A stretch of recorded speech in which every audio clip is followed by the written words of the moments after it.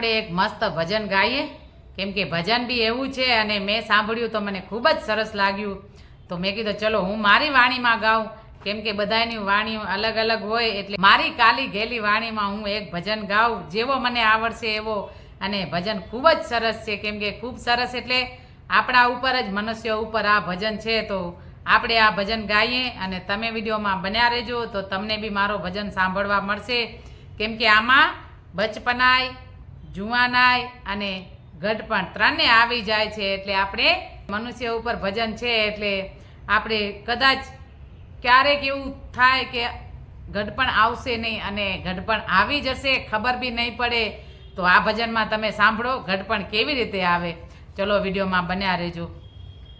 ઘોડે ચડીને ગઢપણ આવ્યું રે લોલ, ઘોડે ચડીને ગઢપણ આવ્યું રે લોલ, જતું રહ્યું જુવાનીનું જોર જોયા, ઘોડે ચડીને ગઢપણ આવ્યું રે લોલ, જતું રહ્યું જુવાનીનું જોર જોયા, ઘોડે ચડીને ગઢપણ આવ્યું રે લોલ, ક્યાંથી આવ્યો ને કોણે મોકલ્યો રે લોલ, ક્યાંથી આવ્યો ને કોણે મોકલ્યો રે લોલ, જોઈ નહોતી અમે એની વાટ જોયા, ઘોડે ચડીને ગઢપણ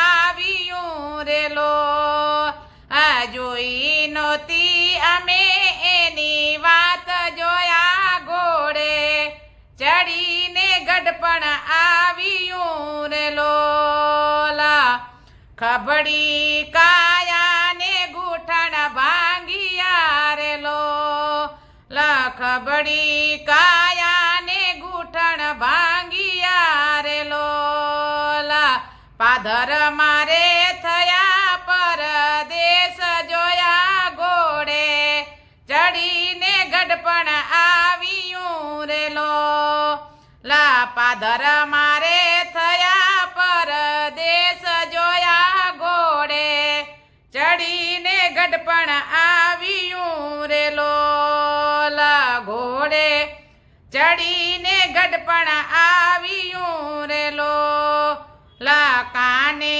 બેરાને આંખે આંધળા રે લોલ, કાને બેરાને આંખે આંધળા રે લોલ, સાત રૂડા મુખમાં ન દેખાય જોયા, ઘોડે ચડીને ગઢપણ આવ્યું રે લોલ, દાંત રૂડા મુખમાં ન દેખાય જોયા, ઘોડે ચડીને ગઢપણ આવ્યું રે લોલ, રહેશે આમર જુવાની સવની રે લોલ, રહેશે આમર જુવાની સવની રે લોલ, ભૂલી ગયા ગઢપણની વાત જોયા, ઘોડે ચડીને ગઢપણ આવ્યું રે લોલ,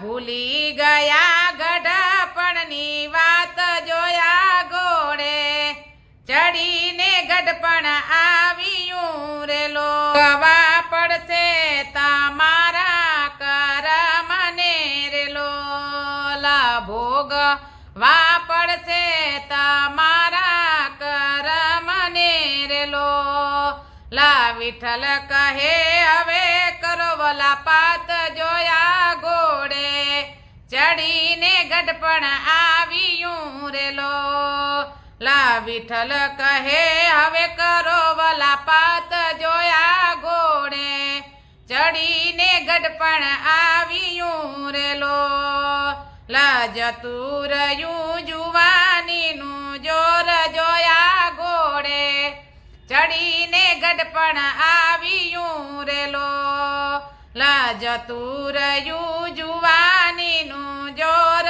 જોયા, ઘોડે ચડીને ગઢપણ આવ્યું રે લોલ. તો આવો છે ઘડપણ બાપ. ઘડપણ તો ક્યારે આવી જશે કાંઈ ખબર નહીં પડે. એટલે આપણે આપણા કર્મ સારા કરીએ અને બસ કોઈને દુભાવીએ નહીં. આવી આપણે પ્રભુ પાસે પ્રાર્થના કરીએ કે મારાથી કોઈ વ્યક્તિનું દિલ ન દુભાય, કોઈ વ્યક્તિનું મન ન મૂંઝાય મારા વજેથી. તો આપણે પ્રભુ પાસે આવી પ્રાર્થના કરીએ અને બોલો દ્વારિકાધીશ કી જય.